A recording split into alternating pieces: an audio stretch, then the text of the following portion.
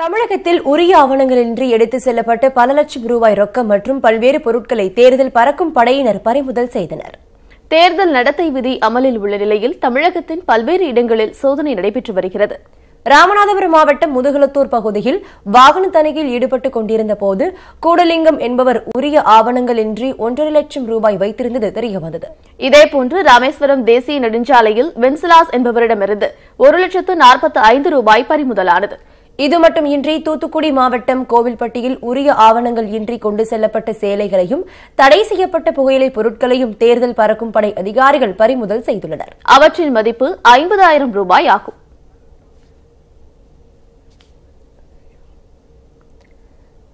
சென்னை சேலம் 8 வழி சாலை திட்டத்திற்கு 33 ஹெக்டேர் வனப்பகுதியை 99 ஆண்டுகள் குத்தகைக்கு பயன்படுத்திக் கொள்வதற்காக தமிழக வனத்துறையிடம் தேசிய நெடுஞ்சாலைகள் ஆணையம் விண்ணப்பித்துள்ளது. சென்னை சேலம் இடையே 277 கிலோமீட்டர் தூரத்திற்கு 8 வழி சாலை அமைக்க கடந்த ஆண்டு திட்டமிட்ட மத்திய அரசு நிலத்தை கையகப்படுத்தும் பணியை தொடங்கியது. 8 வழி சாலை திட்டத்திற்கு தேவையான 2,560 ஹெக்டேரில் பெரும்பாலான பகுதி விவசாய நிலம் என்பதால் அவற்றை கையகப்படுத்த விவசாயிகள் கடும் எதிர்ப்பு தெரிவித்தனர். மேலும் இத்திட்டத்தை எதிர்த்து சென்னை உயர்நீதிமன்றத்தில் பல்வேறு பொதுநல வழக்குகளும் தொடரப்பட்டன.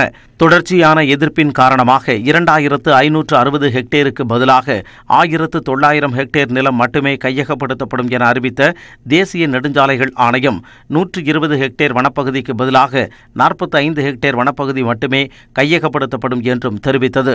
மேலும் முதற்கட்டமாக 6 வழிச்சாலையாக இத்திட்டம் செயல்படுத்தப்படும் என்றும் திட்ட அறிக்கையை மாற்றியது. இதையடுத்து கையகப்படுத்தப்படும் வனப்பகுதியை மேலும் குறைக்க முடிவு செய்த தேசிய நெடுஞ்சாலைகள் ஆணையம் தமிழக வனத்துறையுடன் இணைந்து ஆய்வு செய்தது. அதன்படி 33 ஹெக்டேர் வனப்பகுதியை 99 ஆண்டுகள் குத்தகைக்கு பயன்படுத்திக் கொள்வதற்காக தமிழக வனத்துறையிடம் தேசிய நெடுஞ்சாலைகள் ஆணையம் விண்ணப்பித்துள்ளது. இதில் குறிப்பிட்ட தகவல்களின் அடிப்படையில் செங்கல்பட்டு மற்றும் காஞ்சிபுரத்தில் 3.5 ஹெக்டேரும், திருவண்ணாமலையில் 20.8 ஹெக்டேரும், தருமபுரி மாவட்டத்தில் 3.5 ஹெக்டேரும், சேலத்தில் 5.9 ஹெக்டேரும் என மொத்தம் 33.8 ஹெக்டேர் வனப்பகுதியை பயன்படுத்திக் கொள்ள விண்ணப்பித்துள்ளது.